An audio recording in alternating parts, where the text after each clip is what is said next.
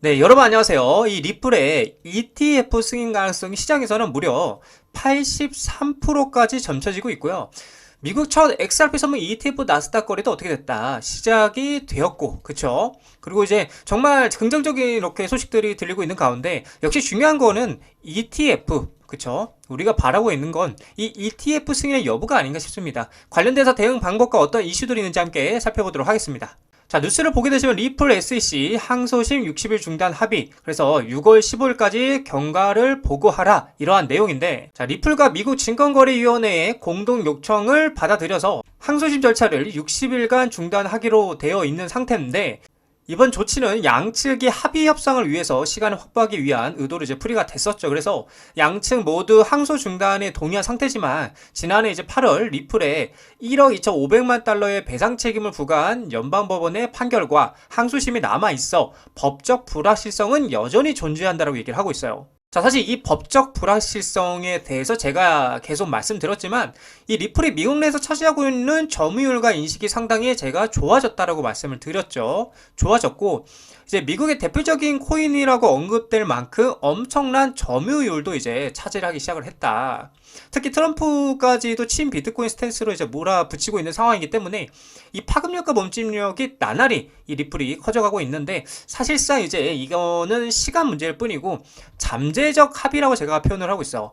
잠재적 합의가 되었다라고 봐도 무방하다라는 관점이 있다라고 제가 말씀을 드렸었습니다. 자, 그래서 만약에 소송에서 승리를 하게 된다라면 리플이, 그러면 월가의 지형이 완전히 뒤바뀐다라고 지금 굉장히 파급적인 표현을 하고 있습니다. 파급력이 있는. 자, 내용을 보게 되면 리플이 미국 증권거래위원회와의 소송에서 완전하게 승리할 경우에 미국 금융의 핵심인, 그쵸? 월가의 지형이 완전히 뒤바뀔 수 있다는 분석이 나온다라는 거예요. 그래서 이 보고서에 따르면 리플이 승소할 경우 은행이나 자산운용사 등 전통 금융기관들이 블록체인 기반으로 자금 조달과 송금을 할 수 있는 법적 모델이 될 수 있다고 말씀드렸죠. 그래서 특히 이제 법원이 XRP 프로그램 판매 및 기타 유통 방식에 대해서 증권법 위반이 아니라고 판단한 점은 규제 회피가 아닌 구조적 대안을 의미한다고 얘기를 하고 있는 거예요. 자, 계속해서 스모키는 리플의 XRP 초기 분배가 미래기업 가치 일부를 판매한 것이라는 법률적 논리를 언급하면서 해당 주장이 법원에서 공식적으로 인정될 경우 글로벌 금융시스템 재구성 출발점이 될 수 있다고 덧붙였고, 이는 특히 결제, 청산, 수탁 등의 점점 블록체인으로 이전되는 흐름과 맞물린다는 거예요. 그래서 기존의 것들은 천천히 사라지고 새로운 것들이 이제 유입되기 시작한다는 걸 표현하는 거죠. 그래서 좀 이 부분이 전 중요하다고 보고 있는데, 리플의 승소는 단순히 회사의 이제 이익을 넘어섰다라는 겁니다. 개념 자체가 달라요, 지금 관점이. 그래서 전체 금융산업의 녹색 신호를 볼 수 있다는 점에서 주목이 되고, 그 다음에 이제 스마트 컨트랙트를 활용한 자동화 수탁, 그리고 블록체인 지갑과 연결된 실시간 결제 네트워크, 즉시 토큰화 가능한 증권 발행 등 이 새로운 금융 아키텍처가 법적 안정성을 기반으로 확산될 수 있다고 얘기를 하고 있어요. 그러니까 완전히 이제 판이 완전히 뒤바뀐다라고 지금 얘기를 하고 있는 거예요. 여기서 말하는 이게 이 말인 거예요. 결국에는 지금 기존에 있던 판이 완전하게 뒤바뀐다, 엄청난 일이 벌어진다라는 걸 얘기를 하고 있는 겁니다.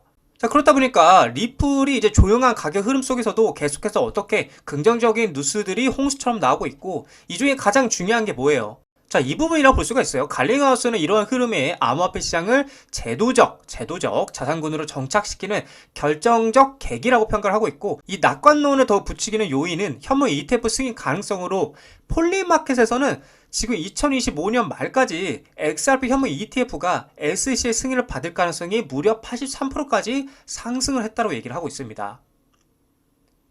대박인 거지. 그러니까 사실상 거의 통과될 가능성이 높다라는 걸 지금 얘기를 하고 있는 거고, 그리고 이제 비트코인이 현물 ETF 승인 이후에 가격이 131%가 상승했었어요. 그런 선례가 있었는데, 자, 비트코인이 여러분들 보통 1%가 오르면 알트코인들은 2에서 최소 3% 정도가 상승한다고 봐야 됩니다.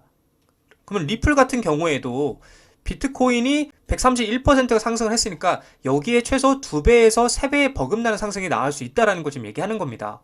그래서 프랭클린 템플런, 21 쉐어즈, 그리고 그레이스 케일 등이 신청한 XRP ETF는 현재 심사 중이고요. 시장은 2025년 4분기 공식 승인 가능성을 점치고 있다는 겁니다. 정말 여러분들 지금 어마어마한 일들이 스멀스멀 벌어지고 있는 겁니다. 우리가 알게 모르게.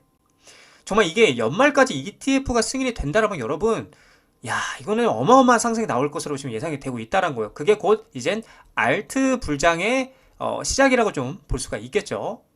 그래서 지금부터 우리는 뭘 해야 되냐? 구조적인 부분들을 우리가 좀 더 심도 있게 생각을 하고 분석을 해서 세력들의 그 장난질, 그거에 흔들리지 말고 신법을 잘 다스리고 잘 홀딩을 해야 된다라고 좀 여러분들에게 말씀을 드리고 싶은 관점입니다. 자, 리플 차트를 보게 되시면 기존에 제가 상승 관점에서 말씀드렸던 이 상승 추세선 라인 요 위에 안착하는 그림이 가장 좋은 흐름이다라고 말씀을 드렸어요. 그래서 이 흐름에 대해서 이제 이 관점에 대해서 아직도 유효하고 계속 이제 이 추세선 위아래로 왔다 갔다 하면서 지지 여부를 확인하고 있는 상태다. 그래서 지금 이제 3,200원짜리를 계속, 그러니까 즉 3,250원짜리를 지켜주면서 이 위에 다시 한번 안착을 하게 된다라면 이번에는 이제 거래량이 들어와 주면서 4,000원 돌파까지도 가능한 시점이다라고 말씀을 드릴 수 있겠어요. 기존에는 이제 제가 말씀드렸던 게 이 4,000원 매물대 그리고 3,000원 지지 매물대 요 박스권 안에서 계속해서 횡보하는 모습 보여주고 있지만 이 상승 추세선 위에 올라타는 모습을 보여줬기 때문에